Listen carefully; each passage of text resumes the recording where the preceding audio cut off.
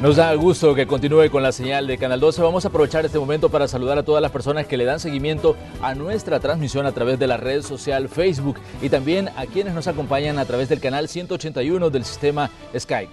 Además, le queremos recordar que tenemos habilitado el 7697-1235. Agréguenos a sus contactos en WhatsApp y déjenos ahí sus comentarios y preguntas sobre los temas que abordamos a diario en el espacio de la entrevista de Hechos AM.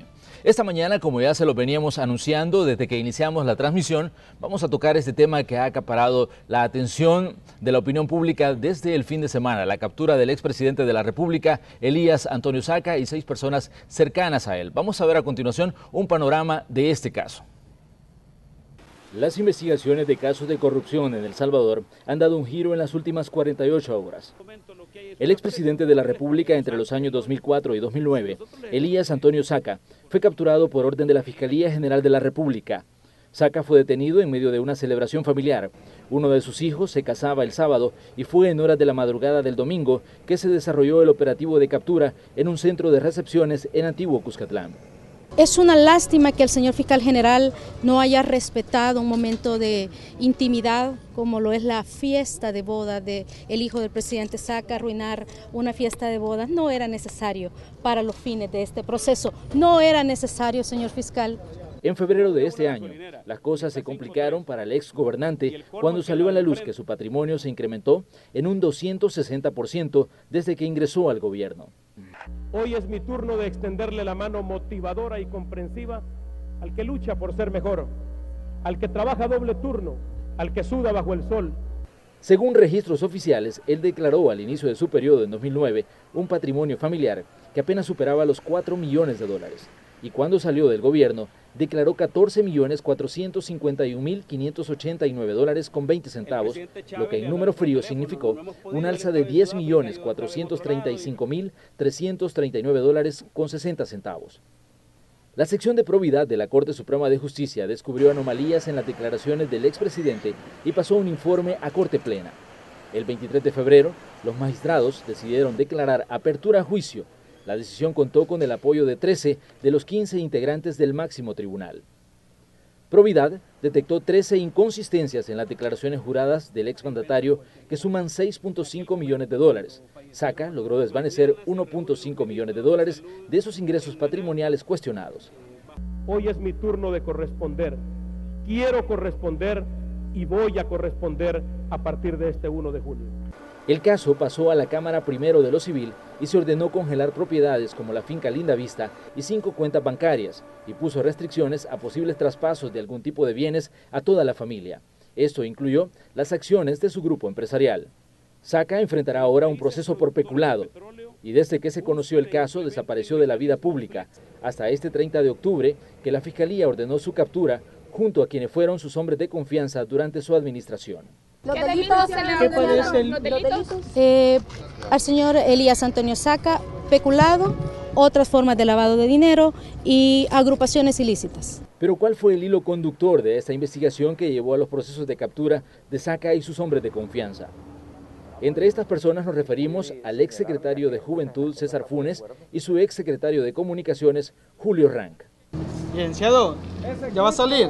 En las últimas semanas, los reflectores se fijaron sobre un personaje no muy conocido en la política salvadoreña, pero pieza clave del gobierno de Elías Antonio Saca, su exsecretario privado, Elmer Charlet, quien no pudo justificar ante probidad movimientos de fondos que alcanzan los 18 millones de dólares, durante el tiempo que trabajó con el exmandatario. Según probidad, estos movimientos se hicieron en los primeros 2 años de la administración Saca. Que el señor Charlet presentó un acuerdo del presidente Saca acerca de que lo nombraba colaborador para la administración de las cuentas reservadas. La Corte pidió informe a Casa Presidencial sobre la existencia de ese acuerdo y no aparecen registros. Esa fue la respuesta que nos dio Casa Presidencial. En el documento se detalla también que no pudo justificar la compra de 3 vehículos y por lo menos 50 viajes turísticos hechos por él y su grupo familiar, 44 de estos a Estados Unidos. Se estima que Elmer Charlet percibió durante esos años fondos por 19.109.000 dólares, de los cuales solo justificó 356.000 dólares. Por ahora se sabe que 15.8 millones fueron girados en cheques a favor de Charlec de una cuenta de la presidencia, pero el exsecretario tampoco pudo justificar el uso de 3 millones más. En el caso Charlec, Providad detectó 19 inconsistencias. Este caso ha sacado a la luz detalles de cómo funcionó lo que se conocía como la partida secreta, donde se hacían gastos y no se daba explicaciones. Según Providad, se investigó 7 cuentas bancarias a nombre de Charlec. En algunas se detectó depósitos hechos por Elías Antonio Saca, provenientes de las arcas estatales. De ahí se hacían pagos además a exfuncionarios, empresas y al Partido Arena. Que los destinatarios son personas naturales y jurídicas, empresas de publicidad, Arena, el Partido Arena, el señor César Funes, el señor Julio Rank, el señor Salaverría y otras personas. Entre julio y noviembre de 2004, el exsecretario de Comunicaciones, Julio Rank, habría retirado $500,000. César Funes, exsecretario de Juventud y expresidente de ANDA, habría movilizado $300,000. Aparte de estas figuras conocidas en el ambiente político nacional, en el caso también están otros nombres de funcionarios de Casa Presidencial, quienes de acuerdo a la Fiscalía General de la República todavía estaban en sus cargos en la actual administración. El jefe de la unidad financiera, Francisco Rodríguez Arteaga, quien habría recibido junto al exdirector de proyectos, Julio Roberto Zamora, $570,000 y 1.1 millones respectivamente. Pablo Gómez, contador del secretario privado de la presidencia, quien habría percibido $2 millones, y Jorge Alberto Herrera Castellanos, actual tesorero institucional de Casa Presidencial. Hay 3 personas detenidas que trabajan en Casa Presidencial, que trabajan en las áreas administrativas de Casa Presidencial. Será el fiscal quien ahonde en esos detalles también. Son personas que tienen muchos años de trabajar en Casa Presidencial en las áreas administrativas. Un aspecto que cabe destacar es que la Corte Suprema de Justicia ordenó abrir un juicio civil contra Elmer Charlec, pero contra él no se giró orden de captura, al menos en las últimas 48 horas. Que vengo a entregarme. Yo soy Elmer Charlec. Fue él quien se presentó a la División Antinarcóticos de la Policía Nacional Civil voluntariamente. Vengo a hacerle frente a las acusaciones que me están haciendo y ponerme en manos de la justicia.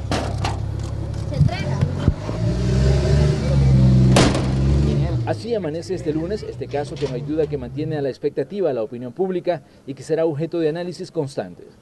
Análisis como el que haremos hoy en el espacio de la entrevista de Hechos AM. Bueno, le vamos a dar la bienvenida a nuestros invitados al espacio de la entrevista. Luego de conocer este panorama, saludamos primero a Roberto Rubio, director ejecutivo de FUNDE, la Fundación Nacional para el Desarrollo. Roberto, qué bueno que puede acompañarnos en este día lunes. Buenos días, Manuel, y muchísimas gracias por invitarme. Y buenos días, me adelanto, les saludo a Félix. Bueno, y como ya decía Roberto, también tenemos con nosotros al doctor Félix Ulloa del Instituto de Estudios Jurídicos de El Salvador. Félix, qué bueno que puede estar también aquí acompañándonos en la entrevista de Canal 12. Gracias, muy amable por la invitación y un gusto compartir con Roberto este espacio. Bueno, entremos de inmediato en materia en esta situación que hemos visto y que hemos detallado ya ampliamente sobre lo que ha ocurrido con el caso del expresidente Elías Antonio Saca desde febrero hasta este fin de semana cuando fue capturado. ¿Estamos ante lo que se puede considerar un golpe contra la corrupción en El Salvador o ante qué estamos, Félix? Bueno, mira, yo creo que estamos frente a una cruzada que el país estaba demandando con urgencia para combatir los flagelos que han agobiado este país por muchísimos años. Dentro de ellos la corrupción, el crimen organizado, el lavado de dinero, el tráfico de influencias, toda una serie de delitos de cuello blanco que por muchos años hemos venido denunciando y que no habían podido fructificar estas demandas a través del tiempo. Sin embargo, con experiencias cercanas como la de Guatemala y proyectos como el de la CICIG en Guatemala, se vio la posibilidad de entrar a combatir este tipo de males sociales que aquejan a nuestras sociedades y se planteó una necesidad de entrar en El Salvador en serio a combatir la corrupción y el lavado de dinero y este tipo de ilícitos. Sin embargo, se dijo que no era necesario una asistencia técnica internacional como la que dio Naciones Unidas en Guatemala, porque nuestras instituciones eran lo suficientemente fuertes y podían hacerle frente a este desafío histórico que el país estaba demandando. Los hechos han demostrado que de alguna manera la Fiscalía ha podido dar muestras de realmente entrar a combatir estos delitos y estas prácticas que han afectado mucho la vida nacional, y por ahora pues consideramos de que hay que darle todo el apoyo y todo el respaldo al trabajo que hace la Fiscalía en este sentido y además instituciones, porque además de la Fiscalía está la Policía Nacional Civil como otro órgano auxiliar de la justicia y el propio sistema judicial. El órgano judicial tiene que activar adecuadamente.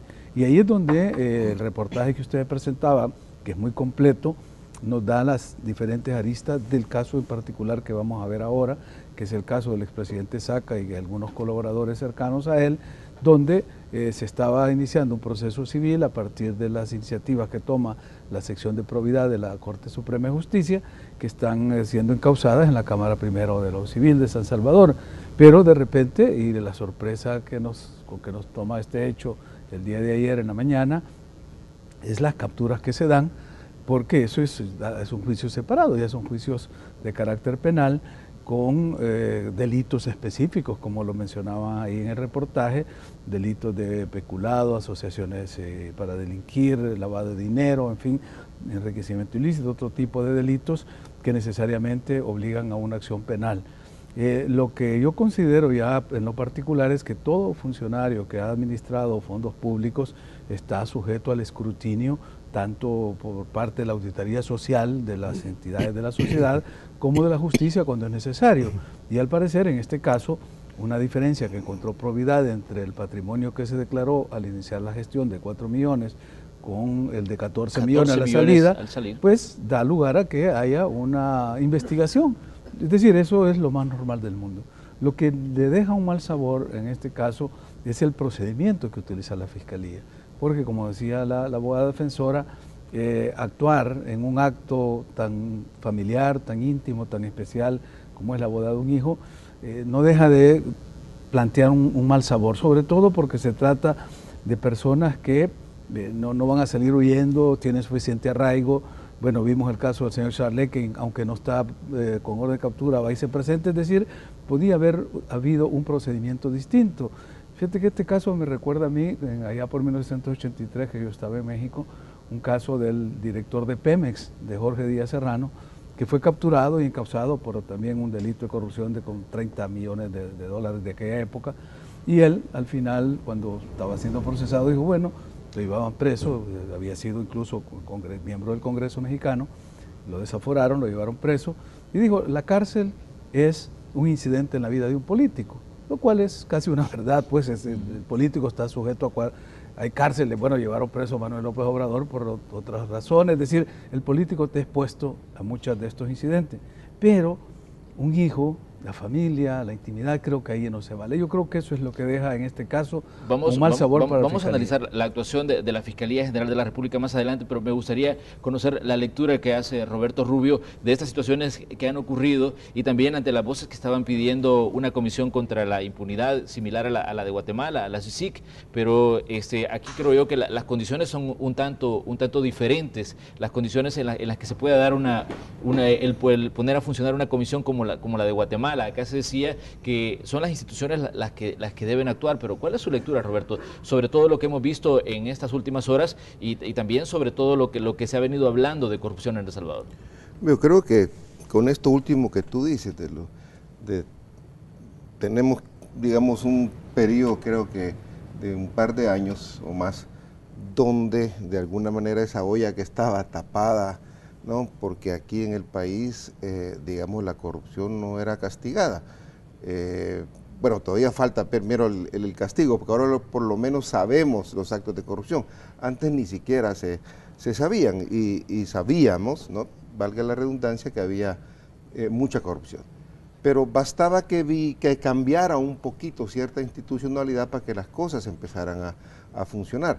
Creo que el cambio que hubo en la sala en lo constitucional, por un lado, incluso en varios casos de acceso a información, la sala ha ayudado mucho, ¿no? Fue el caso de los informes justamente de probidad de la de los expresidentes que nosotros como Transparencia Internacional solicitamos, de los tres últimos expresidentes.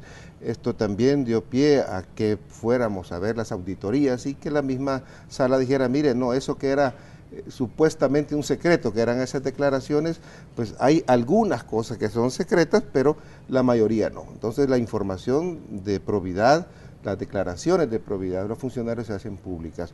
Viene un cambio en la Corte Suprema de Justicia que hace que, digamos, la Corte promueva de alguna manera la acción de algo que estaba dormido, que era la sección de probidad de la Corte Suprema de Justicia. Y empieza también a moverse este engranaje institucional dentro de la Corte Suprema de Justicia. Y ya con una ley de acceso a información, ¿no?, digamos que empezaban a caminar algunas cosas y empezábamos a conocer más, y eso era importante. Pero faltaba una pieza clave que se moviera, que es la Fiscalía, porque tú puedes tener mucha información, etcétera, y puedes, en el caso de la sección de probidad, iniciar un juicio civil, pero lo penal todavía estaba pendiente. Y creo que la Fiscalía entra, creo que está haciendo justamente una buena labor. Hay otras instancias que faltan, Corte de Cuentas, Tribunal de Ética Gubernamental. Una Corte de Cuentas que no tiene ni titulares en este momento, ¿no? Sí, no, y además creo que da igual que exista, porque así como estaba, no servía para nada, ¿no? Entonces creo que es una buena oportunidad para que la Corte, digamos, se reactive. Pero en este sentido, nosotros como Fondo de Transparencia siempre dijimos que era más importante tener una buena fiscalía más que unas CICIES. Muchos pidieron directamente las CICIES. Nosotros planteamos que primero, ante todo, una buena fiscalía con apoyo internacional era una forma más adecuada, ¿no?, de entrar aquí. Ahora, por cierto, entre paréntesis, los que decían de que no era necesario una CICIES, porque aquí funcionaba la Fiscalía, ahora se están quejando, ¿no? Y ahí tenemos al frente quejándose de la Fiscalía, porque está funcionando, ¿no? Y no hay duda que a las instituciones les va a caer, digo, mucha crítica de aquellos que de alguna manera se congracian con la corrupción. Entonces, creo que esta parte de la vida nacional está avanzando. Creo que esto es muy positivo, hay que felicitar a la Fiscalía. Ojalá no haya tantos casos que no sepa digerir tantos, ¿no? Porque como digo, la olla ha estado tan tapada que van a salir muchas cosas, hay mucha tela que cortar y digerir todo eso definitivamente que va a tomar tiempo, hay que tener paciencia, pero por lo menos las cosas se están moviendo. La última palabra la tienen los jueces. Eso es lo que hay que ver ahora, ¿no? Porque toda la policía puede hacer su labor, la Corte Suprema de Justicia, la Fiscalía, pero al final son los jueces los que van a determinar si esta persona sale o no sale libre, si devuelve o no devuelve el dinero. Es que, de hecho, se me viene a la memoria que ustedes el 8 de junio como Funde presentaban un informe donde decían que El Salvador dejaba pues mucho que desear en cuanto a la lucha contra la corrupción. Ese informe lo presentaron ustedes en el capítulo también parte de Transparencia y también como Funde, y hablaban de eso y decían que habían muchos aspectos que, como lo estabas planteando en este momento, Roberto, que habían esos vacíos que no terminaban de sustentar la lucha contra la corrupción en El Salvador. Sí, bueno, nosotros como Transparencia Internacional cada año publicamos lo que es el índice de percepción de la corrupción, que es un índice bastante utilizado a nivel internacional, pero también hay otros indicadores donde El Salvador no sale muy bien parado, incluso hay unos que son todavía mucho más duros que Transparencia Internacional, como acaban de sacar uno, creo que, no sé si es el Foro Económico Mundial, que coloca a El Salvador entre uno de los 10 países más corruptos, creo que de toda América. O sea, todavía mucho más severo, digamos así, que en el caso de Transparencia, pero efectivamente, es decir, la corrupción hay que tener claro, ¿verdad?, que ha existido y existe. Esto no es monopolio de la derecha, del centro, de la izquierda. La corrupción, ¿verdad?, es algo, ¿verdad?, que se ha cometido en los gobiernos militares, se cometió en los gobiernos de Arena, en los gobiernos del PCN mucho antes y en los gobiernos del FMLN ahora, ¿verdad? Entonces, esto es algo que las instituciones tienen que, cuando son imparciales, tienen que ver que no importa quién. Y aquí hay un hecho fundamental, porque mira, por lo menos, y allá se han tocado expresidentes, no es cualquier cosa. El caso de Francisco Flores, Mauricio Funes, Isaca, o sea que estamos dando mensajes también que son positivos para decir, mire, hasta los de arriba también pueden quedar en la cárcel, pueden, ¿no? Pueden a que se transforme en están en la cárcel va a depender, como digo, mucho de los jueces, ¿no? Y también de la fiscalía, la capacidad que tenga la fiscalía, es el otro punto técnico, así que los fiscales realmente lleven bien el caso y no se les caiga. Félix, durante los últimos meses hemos escuchado a miembros de la comunidad internacional, diplomáticos en El Salvador, pedir lucha contra la corrupción. Ya escuchábamos a Jean Mace, la actual embajadora de los Estados Unidos, el ex embajador de Alemania también estaba diciendo que El Salvador tenía que dar pasos más grandes en cuanto a la lucha contra la corrupción. ¿Es este un buen mensaje? ¿Se puede interpretar así lo que ha ocurrido en las últimas 48 horas? Definitivamente, cuando la comunidad internacional hace eco a estas voces nacionales que veníamos planteando desde hace mucho tiempo, la necesidad de entrar a combatir a fondo la corrupción, te indica que el tema ha llegado a un punto ya de no regreso. Es decir, esta batalla ya no se puede tener, hay que avanzar.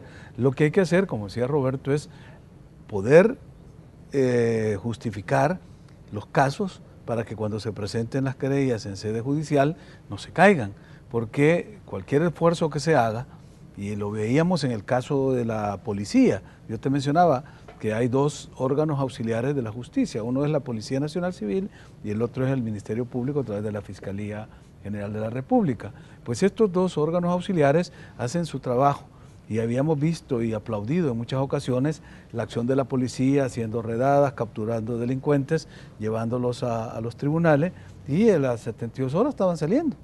Es decir, y que la policía lo que decía, bueno, miren, es que nosotros hacemos el esfuerzo, pero los jueces los dejan libres. El juez decía, bueno, ¿y cómo no los dejan libres si el caso está mal planteado? La fiscalía tomó declaraciones sin que hubiera defensor, esas declaraciones no valen, hay nulidad en los procesos. Entonces, para hacer una lucha efectiva contra la corrupción, tú necesitas que funcione armónicamente ese triángulo virtuoso.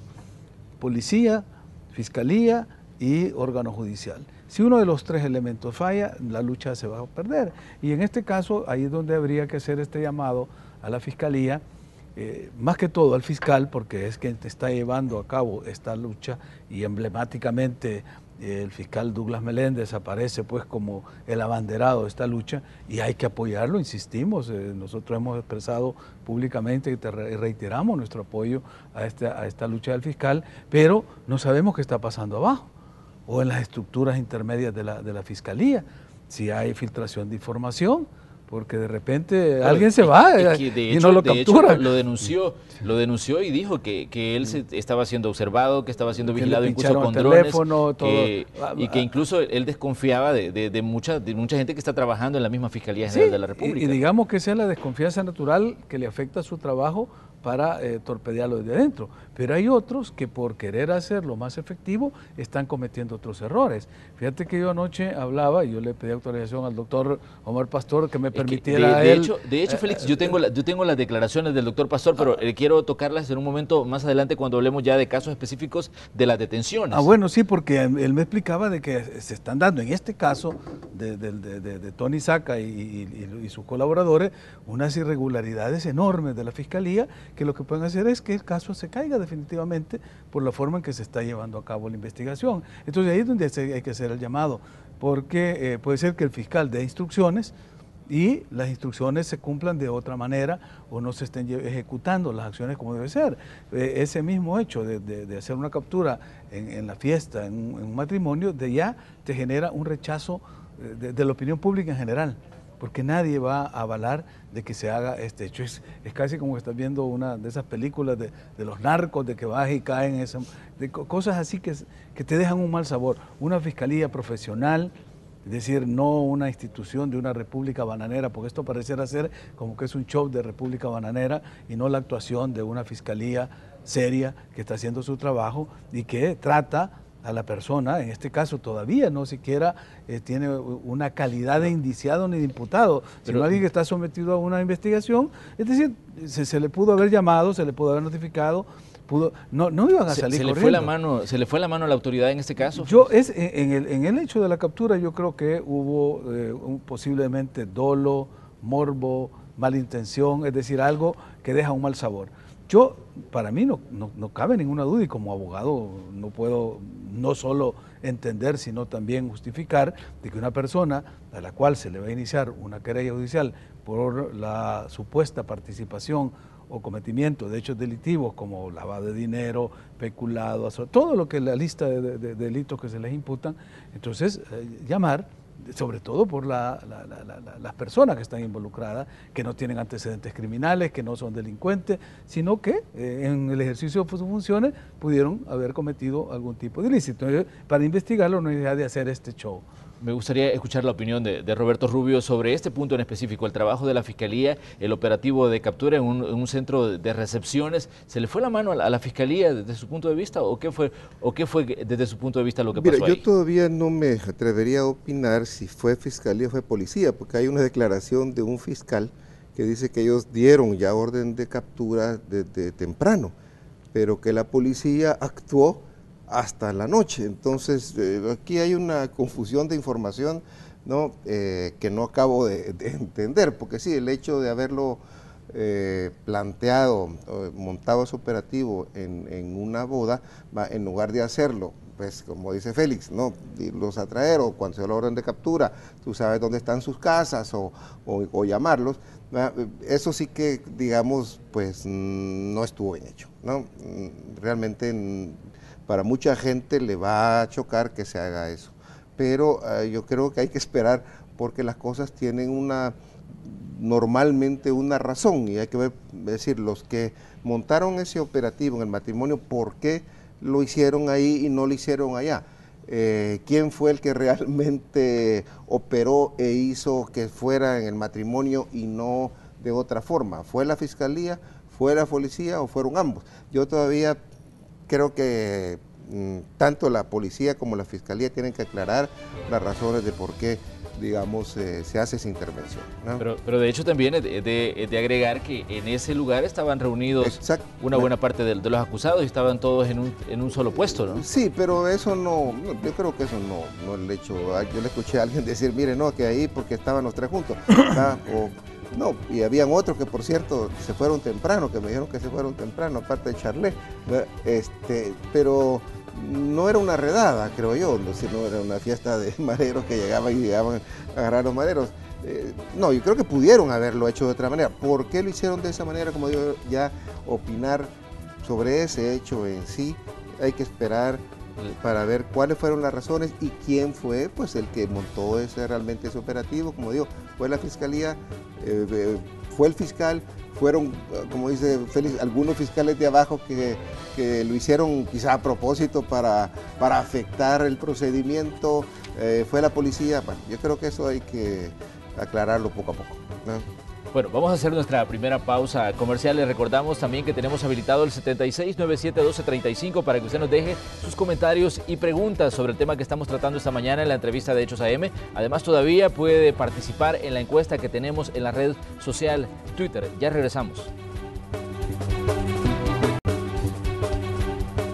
Gracias por continuar con nosotros. Esta mañana estamos hablando sobre lo que ha ocurrido en las últimas 48 horas, la captura del expresidente de la República, Elías Antonio Saca, dos de sus exfuncionarios, el exsecretario de Comunicaciones, el exsecretario de la Juventud y también la captura de otras personas. Voy a mencionar los nombres y los lugares donde fueron detenidos. Pablo Gómez fue capturado en la residencial Los Cipreses de Santa Tecla. Francisco Rodríguez Arteaga fue capturado en San Marcos. Jorge Alberto Herrera fue detenido en San Salvador, cerca de la ex embajada americana.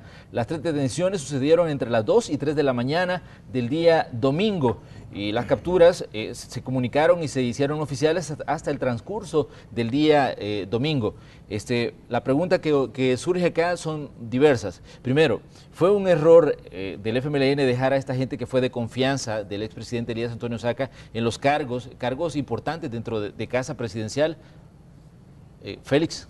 Bueno, mira, desconozco yo cuál es la relación laboral que existía entre ellos y las administraciones sucesivas, cuáles eran sus funciones, si eran funciones eminentemente técnicas, administrativas, que no requerían una lealtad política, ideológica, porque el FMLN en eso es muy cuidadoso de que solo tiene gente que es muy leal, muy obediente y que le va a hacer los mandados como ellos quieren. Entonces, yo creo que ese filtro, que pudo haber sido un filtro profesional y técnico, a lo mejor lo pasaron porque era gente eficiente en su trabajo.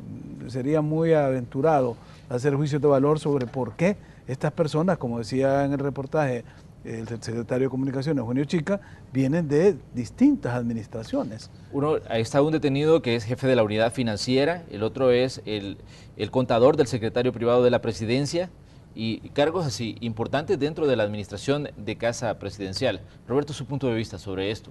Bueno, hay varias hipótesis. Una hipótesis es eso, que hay gente, como hay diplomáticos de carrera que quedan, ¿no? Ahora, pero estos son cargos de mucha confianza. Es el contador del secretario privado.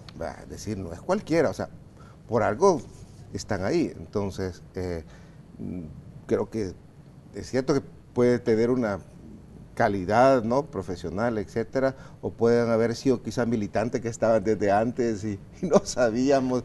Es decir, hay varias hipótesis, pero hay otra hipótesis es que estos tipos eran tan buenos para hacer, ¿verdad?, las cosas como no se debían de hacer, ¿verdad?, porque justamente en ese periodo, bueno, lo que tenemos ahora es el dato de que sin estos señores, esas operaciones no se podían hacer. O sea, ellos sabían cómo hacer las cosas, en otras palabras. Sabían cómo eran las tuberías financieras en Casa Presidencial, ¿verdad? Esas tuberías que estaban realmente dañadas, que estaban un poco sucias, o bastante sucias. Entonces, estos tipos saben cómo hacerlo. Entonces, la pregunta es, bueno, ¿y por qué los funcionarios hacen hincapié en que son, mire, desde hace años que están ahí? Que justamente esa es la pregunta. ¿Por qué se mantienen gente que supuestamente tienen que ser de confianza, no, en esos puestos que son claves? Una hipótesis es que, mire, sabían cómo hacer las cosas, te enseñaban cómo hacerlo, y por eso que esta investigación que se ha hecho sobre los gastos, digamos, sobre el caso de Charlet, nos debe llevar ahora también a cuestionar cómo se manejan los fondos en Casa Presidencial, los gastos reservados, mal llamados secretos.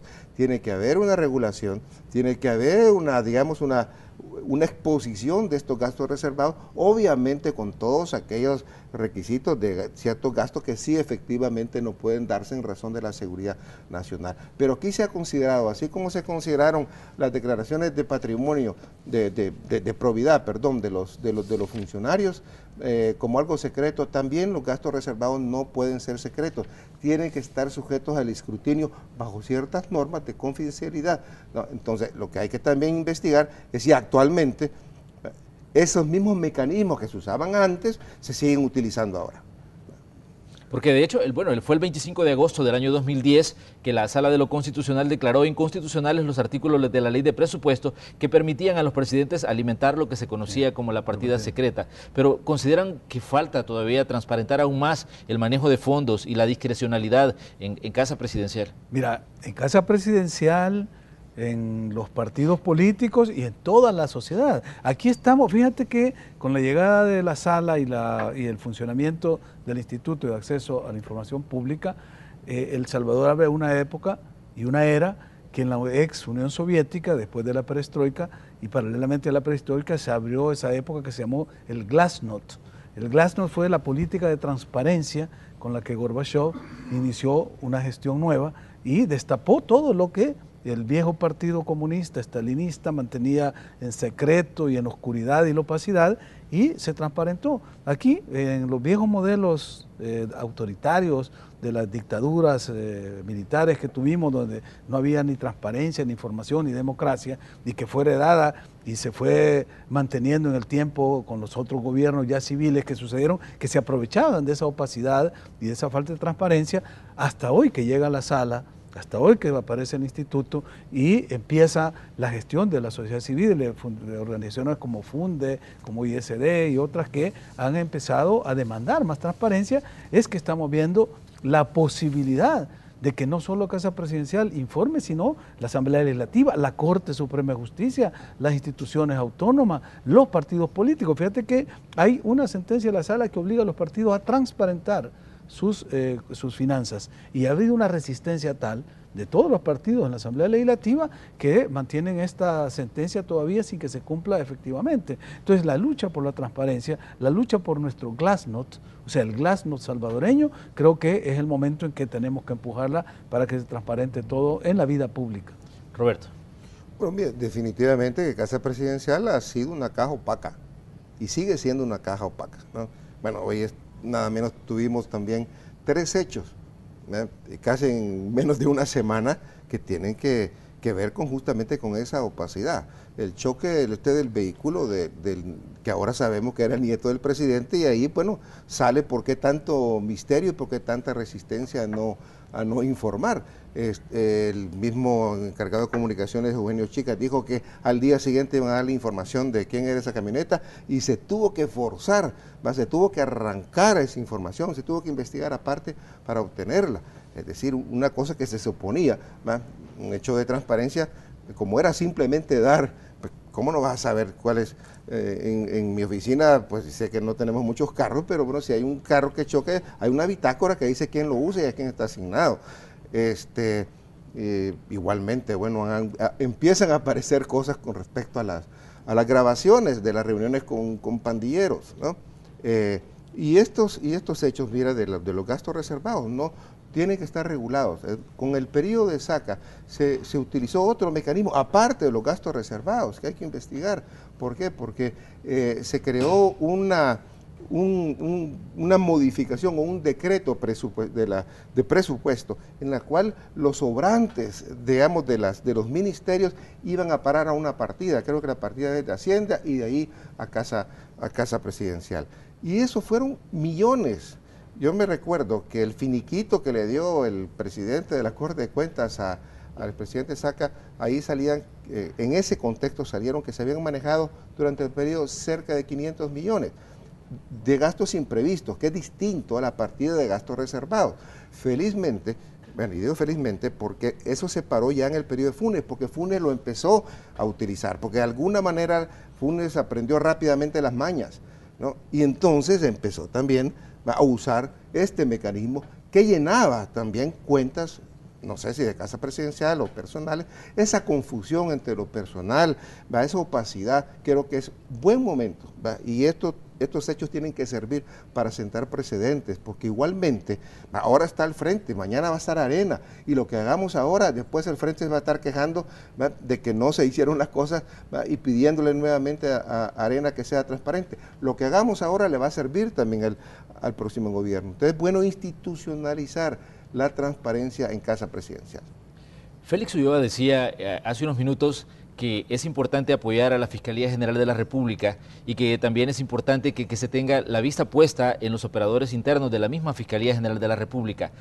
Entre las capturas está este señor de apellido Arteaga. Tenemos las declaraciones del doctor Omar Pastor, donde él hablaba de que a veces por un error procesal que cometan los operativos se puede caer un caso.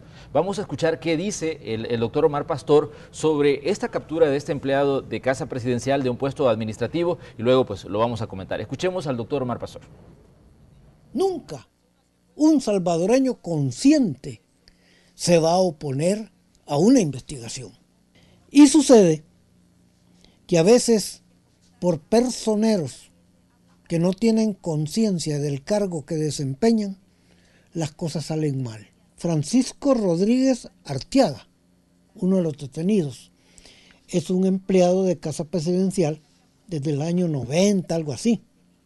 Fue a presentar una denuncia a la Procuraduría para la Defensa de los Derechos Humanos en razón de que estaba siendo acosado, presionado, y hasta se llegó al extremo de nombrarle un defensor, no obstante que él quería nombrar su defensor de confianza o su defensora de confianza. El jefe, un Jorge Cortés, y un auxiliar Mario Hueso, un tal Mario Hueso por ahí, sencillamente empezaron a acosarlo y a presionarlo que dijera las cosas como ellos querían que las dijera. En la Corte Suprema de Justicia, en donde se han anulado algún juicio por haberle nombrado un defensor presionado al imputado y no aceptarle el defensor que él quería. Yo quiero dejar claro una cosa, que estoy seguro, segurísimo, que el señor fiscal general de la República no sabe de esto que están haciendo los subalternos de la unidad financiera, para que no se les vaya a caer el caso, pues, o los casos que tienen, que el señor fiscal realice una investigación interna con estos dos señores. Y esto, señor fiscal, es grave porque se está cayendo una investigación.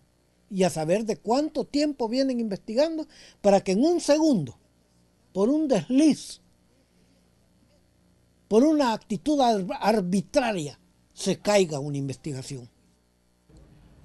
Bueno, ahí teníamos las declaraciones del doctor Omar Pastor, donde él cuestiona el accionar y el trabajo de empleados de la Fiscalía General de la República que estaban supuestamente presionando a este señor Francisco Rodríguez Arteaga para que hiciera declaraciones de algún tipo. De hecho, él va y pide ayuda a una institución y le nombran incluso un defensor y no le dejan que sea él que ponga a su propio abogado. Ahí tenemos el planteamiento que usted quería hacer hace unos minutos, Félix. Claro, lo que yo decía de que si los casos no se manejan bien, si la sustanciación administrativa tiene todo este tipo de fallas, cuando llega a la sede judicial eso se cae. Y ese es el temor que hay, que en esta lucha contra la corrupción se le esté dando mucho más atención a la parte mediática, porque entonces lo que vamos a caer es un problema como de un circo, hacer un show, y eso es lo que decía, esto nos coloca como una república bananera en un tema tan delicado que es la lucha y la batalla contra la corrupción, y no una institución seria que está conduciendo las investigaciones como debe ser. El caso que me planteaba Omar,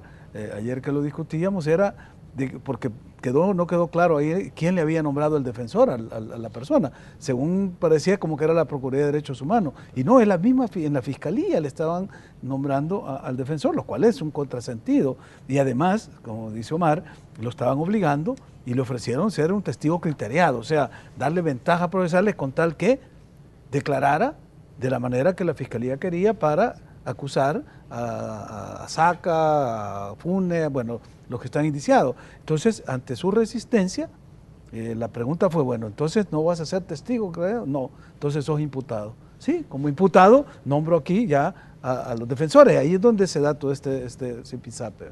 Porque ahí también puede surgir que esta persona sabía de la investigación y que ya iba bien avanzada, ¿no? Entonces, y se adelanta a pedir la asistencia de instituciones y decir, bueno, me están presionando, se puede sacar ese análisis también. Sí, no, bueno, ya los he hecho. Yo no soy abogado penalista y no me meto en los temas penales porque no es mi competencia. Pero Omar, que ha sido magistrado de Cámara Penal, sí, y es un penalista reconocido, catedrático y todo, es decir, y el que ejerce el derecho penal está indignado con este caso, porque él me decía, es que es increíble ver cómo la presión de la Fiscalía a una persona para que declare como ellos quieren, ¿verdad?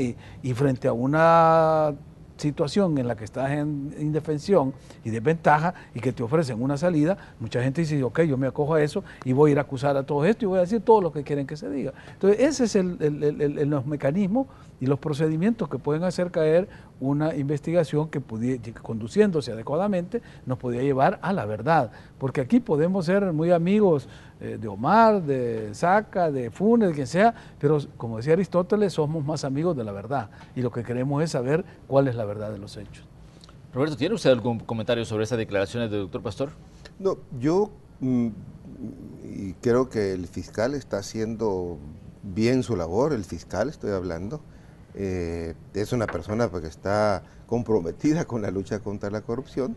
Ahora, el tema de que si vamos a avanzar o no la impunidad va a depender justamente ya no de él, sino de, por un lado, los fiscales que tiene abajo, de los jueces también, pero dentro de la Fiscalía, y él mismo, como tú decías, lo ha indicado, mira, que hay dentro de la Fiscalía ciertos fiscales que incluso tú no sabes si es porque son chuecos y porque son malos y entonces no ponen la prueba que tienen que hacer, no siguen el procedimiento que tiene que seguir, o lo hacen justamente malintencionadamente con el propósito de que la prueba se caiga. Entonces puede haber esas dos posibilidades o las dos cosas al mismo tiempo, ¿va? Y en este sentido concuerdo con Félix que el fiscal tiene que hacer mucho esfuerzo hacia adentro para que los casos que abra vayan bien consistentes para que no se les pueda caer en la Fiscalía. Y después habría que ver que no se le vayan a caer allá con los jueces, ¿no? Hay otros aspectos que también son puntos de análisis, en este caso en específico y en esta situación que ha ocurrido en El Salvador en estas últimas horas.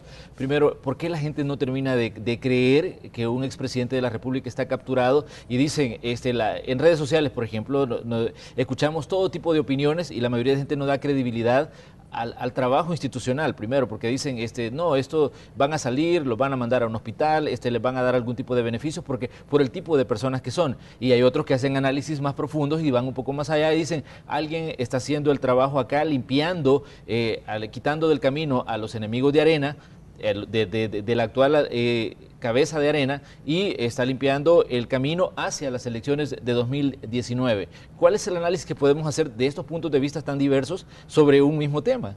Mira, quien dijo esto último me parece bastante descabellado. Es decir, siempre hay esas teorías de la conspiración y que cuando realmente se están avanzando bien las cosas, pues sacan el estribillo de que aquí es una cortina de humo, de que es una persecución política, de que eso se está haciendo para favorecer a un lado a otro. Yo creo que aquí ese es un tipo de escepticismo malintencionado. Hay otro escepticismo que es el que tenemos mucho porque hay en el país varios dominios de nuestra realidad que realmente nos hace ser bastante pesimistas. Ahora, yo sí quisiera decir, con esto termino, es que sí hay que ver las cosas positivamente. Solo el hecho de que ya estén siendo, hemos visto un presidente, un expresidente en la cárcel, hemos visto un expresidente que sale corriendo, ¿no? Y tenemos ahora un expresidente que está siendo penalmente juzgado. Mire, esto no se veía antes. Vemos capturado a un jefe de un batallón, del batallón presidencial de personal. El jefe de personal del batallón no es cualquier cosa. Es decir, el país realmente está avanzando. Nos va a costar digerirlo, nos va a costar verlo con optimismo, pero creo que si seguimos así, el país va a caminar, por lo menos en algún área positivamente. Como les decíamos, tenemos una encuesta a través de la red social Twitter y estamos preguntando sobre este caso, el caso del expresidente Elías Antonio Saca. Vamos a leer la pregunta y también vamos a ver qué es lo que dice la gente, qué opina la gente. La interrogante era, ¿qué opinión tienen ustedes sobre la captura del expresidente Saca y 6 de sus ex empleados de confianza? Un 22% dice, bueno, es un golpe a la corrupción. Un 55% dice, es un show mediático. Y un 23% nos dice, esperamos más de la Fiscalía General de la República. Esto en un universo de 1.606 opiniones de los ciudadanos a través de esta red social en la cuenta de Noticiero Hechos. Félix, ¿tiene un comentario? Definitivamente, yo creo que lo que decía, es decir, si no se ven resultados al final de una investigación o de un proceso judicial, esto queda como un show mediático. Y puede quedar a ese nivel si la sustanciación de los casos no se lleva técnica y profesionalmente como debe ser, según la ley. Porque si se dan estos incidentes, como el que señaló Omar, esos casos se caen, porque se van a caer. Entonces hay que ir más allá del show mediático. Y en la pregunta anterior que le decía a Roberto, yo también me gustaría opinar de que no se trata de ver esto desde la perspectiva de una política partidista. Si caemos y nos deslizamos en ese análisis, vamos a perder no solo la objetividad para analizar los casos, sino la posibilidad de apoyar todos esta cruzada contra la corrupción. A mí me molesta y me duele mucho cuando en este caso incluso vi una declaración antes de un diputado que decía que esto es la perversidad de la sala, de lo constitucional, de dos magistrados que iniciaron esto. Mira, para que un caso salga de la Corte en el tema de probidad, tiene que ser la Corte en pleno, no es la sala lo que tiene, es toda la Corte en pleno la que lo avala y lo pasa para investigación a la Cámara. Entonces yo diría que hay que quitarse esa venda que ciega el análisis de estar pensando de que la sala es una entidad conspirativa que tiene una agenda política partidista y está trabajando en este sentido. Hay que probarla, hay que hacerle el test ideológico si quieren para poder ver si se está actuando con ese sesgo partidista, porque hasta ahora las sentencias que he dado, y varias de ellas a mí no me satisfacen, y lo he dicho en público y he dicho por qué no estoy de acuerdo con 3 sentencias en las cuales me parece que cometieron gravísimo error, pero eso no me va a permitir a mí decir ni que tienen una agenda partidista, política, o que están actuando con fines electorales para un 2019. Yo creo que irnos hasta ese punto nos hace perder seriedad en el análisis y además validar, y esto es lo grave, de que se den opciones partidistas a partir de esos análisis erróneos. Tenemos que hacer una segunda pausa comercial en el espacio de la entrevista. Ya regresamos con más de lo que estamos hablando esta mañana aquí en este espacio de Canal 12.